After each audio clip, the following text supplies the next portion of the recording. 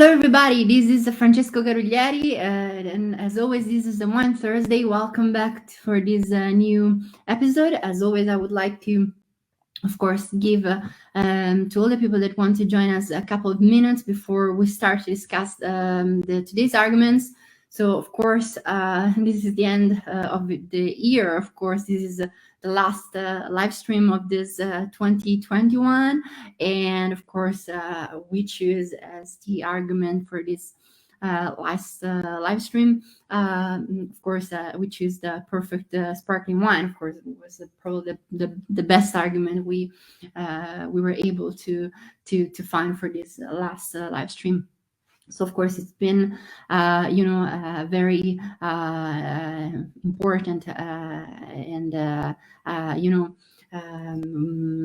very important, and I would say also a year full of different things. This 2020, this 2021. I'm sorry. So of course we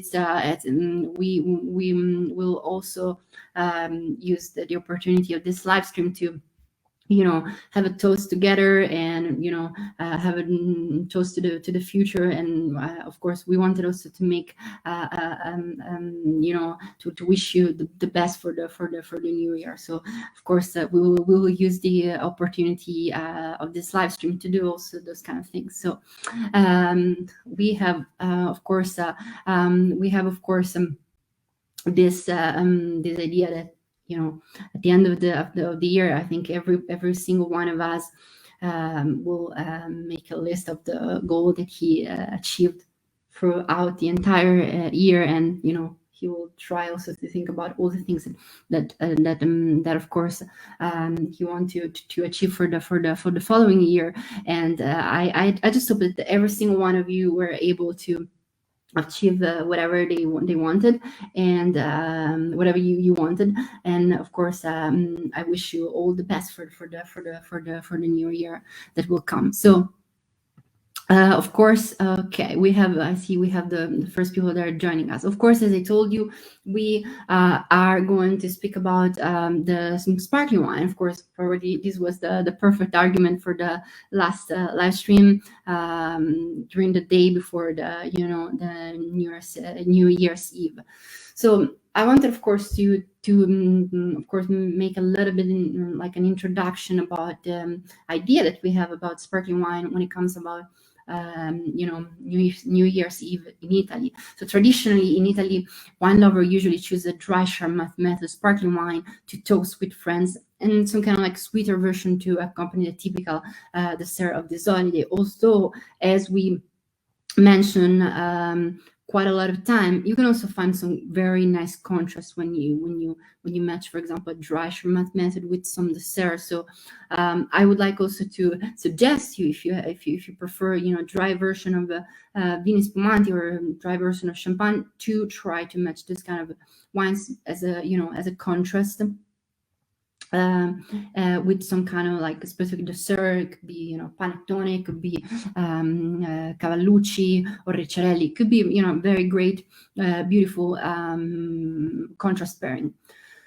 Of course, also champagne also lend themselves very well, and offer a wide range of products to choose from. So sometimes when we go and we try to choose the perfect sparkling wine for our New Year's Eve, it's always like some kind of like difficult things, just because we have so much choice, and sometimes we are a little bit like bombarded with different information, with different wine names, and it's a little bit difficult to find the one that we want. So let's try now to analyze a bit this argument. So the question is, so how can I be sure that I've made the right choice? We need to clarify for a moment, first of all, something more about the large family of sparkling wine in order to make the best choice. Of course, if it's not the first time that you're following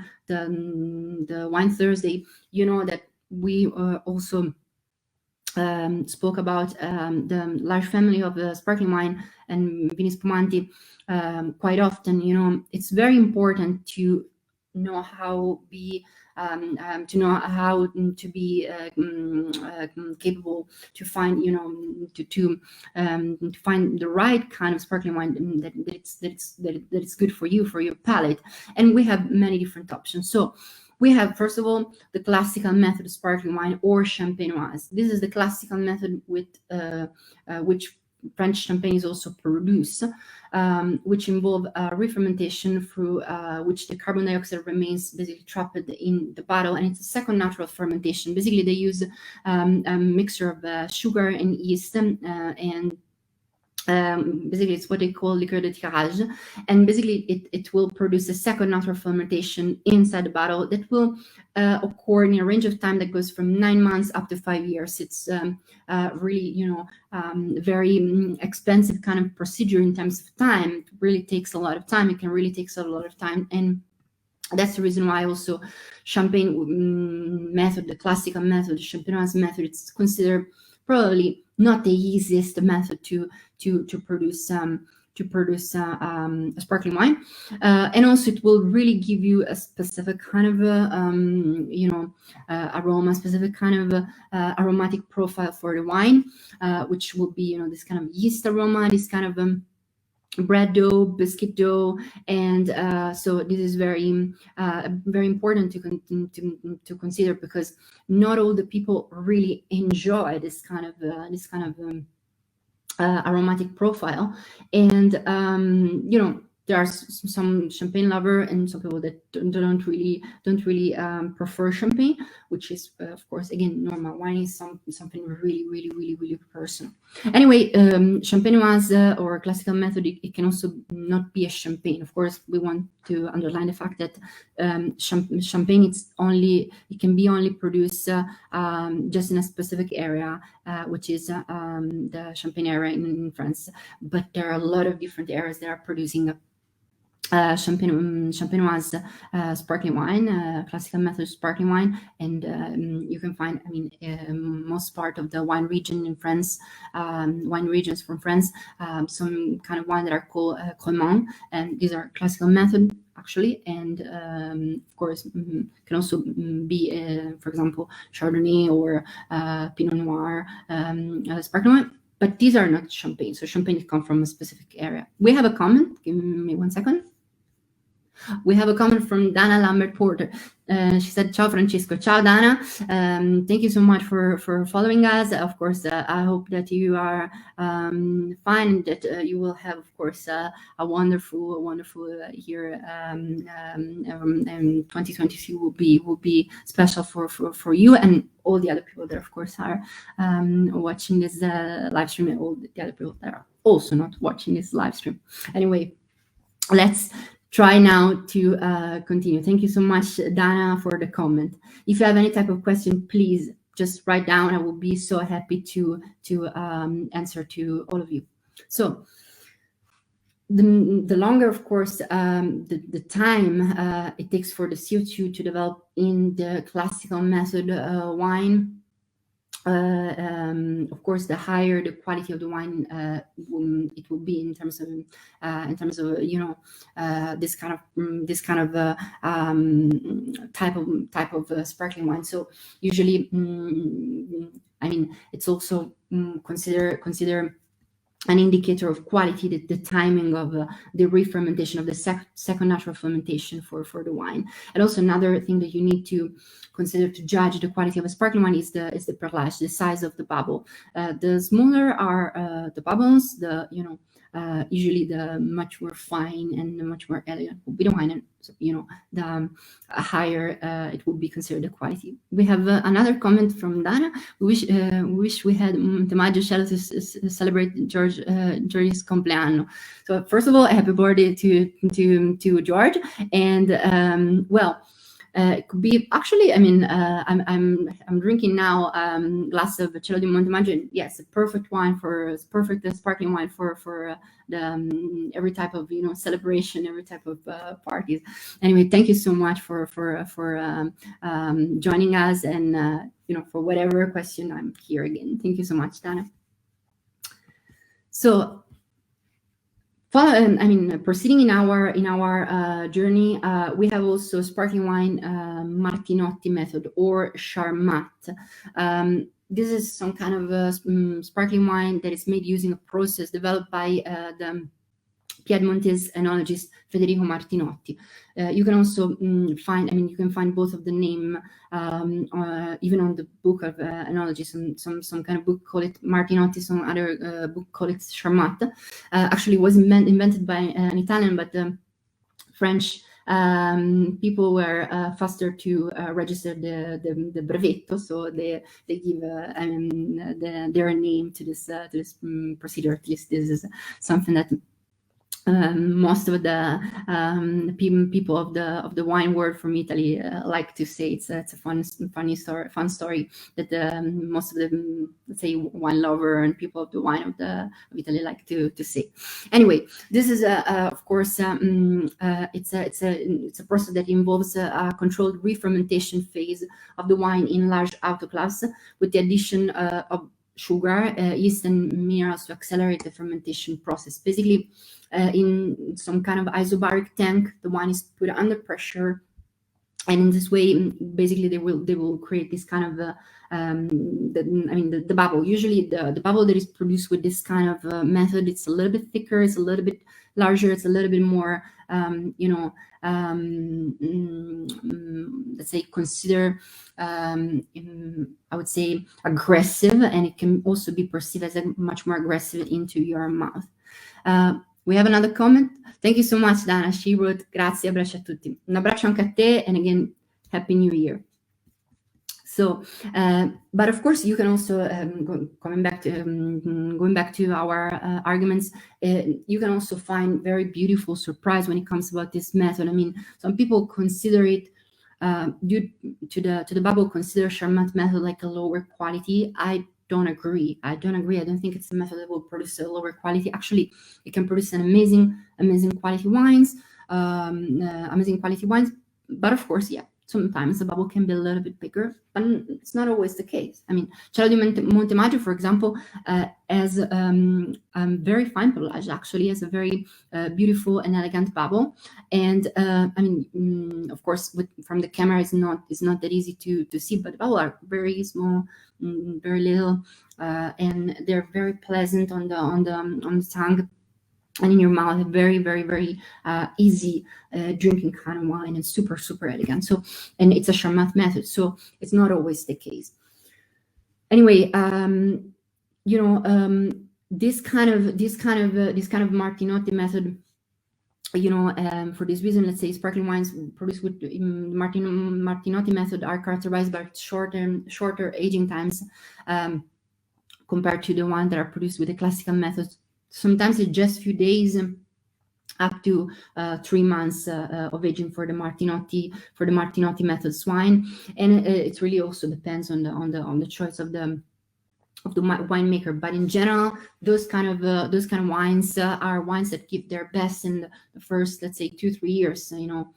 When the primary aromas are really important, really, let's say, prominent, and also the floral components and so on, the secondary and so on. So these are not kind of wines that you want to keep for a longer time. And I mean, it's super fine. As I always say, the capacity of a wine to age, it's just a personal characteristic of a wine. It's not good or bad. Even a wine that it's really amazing in the first 2-3 years, it could be a wine that it could be considered very high quality and very good wine. But yeah, of course, there are some kind of specific kind of wine that are really amazing after a lot of years. So they really need a lot of time to develop, and they need to take their own time to mature and so on. So this going back to the Martinotti method, this process is therefore particularly suitable for production of wine that are made from semi-aromatic and aromatic grapes.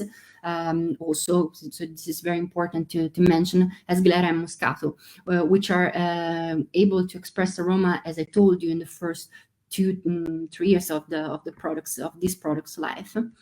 So I would like now to make like a little comparison between the actual champagne and the Charmat method, especially the prosecco, because sometimes people gets a bit confused. For example, today I was talking with a friend of mine about champagne and about prosecco. Some people has this kind of idea that of course champagne could be produced with the same kind of grape that can be used for prosecco. But actually, no. For prosecco, you can only use a specific grape, which is glera, and of course, glera grapes. It's something specific that you can only exclusively, let's say, find for the most part used for prosecco, but you will never find it for absolutely not for champagne. From the rule point of view, champagne can only be produced with Chardonnay, Pinot Noir, and a little percentage of Pinot Meunier. So this is really, really important to underline. Okay, so I would like to say that when something more about the sparkling wine you can find in Italy. So we have another kind of a sparkling wine that that you can find in Italy, and it's very popular, very famous, and most of the time people want to actually consume this kind of wine during the New Year's Eve, and this is Franciacort. This is a sparkling wine that is produced in the hilly area of the same name in Lombardy, so in Franciacorta. And there are different types of this sparkling wine, which can be found also in different kind of expression. It's anyway a classical method kind of wine, so it's the same kind of method of champagne, but I would say it will be less, for example, less yeasty, less kind of bread dough aroma. It would be probably more expressive under the point of view of the aromatic profile of the wine itself. So it's actually a very nice kind of wine if you want of course also something to drink while you're eating. So that's very important also, and it's very important to always think about the wine also with something that you want to have while you're eating. Okay, so we have another comment. No. Okay, no, sorry. I thought we had another comment. Sorry. So let's proceed now in our argument. Of course, we have again a different kind of sparkling wine, also from the point of view of the sugar that you can find inside the wine. So of course, if you want all the details, all the information, you can find also the replay of our live that it was completely dedicated to sparkling wine. There I cover I covered the whole argument. Of course, I don't want to go that much into that specific argument today. But anyway, remember that usually the most versatile kind of sparkling wine I can recommend personally from my personal taste is the Brut, because anyway, even with the sweet things, with the dessert, can also be a very very easy wine to match. So because of course you can create amazing contrast between the wine and the food. So that's really important.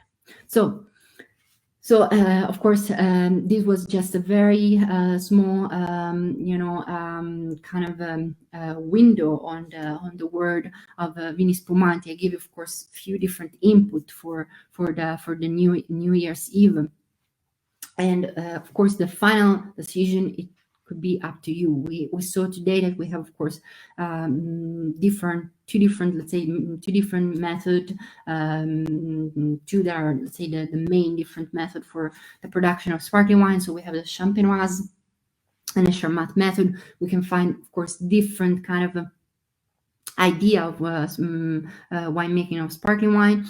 And we can find, of course, different type of wine for all the palette.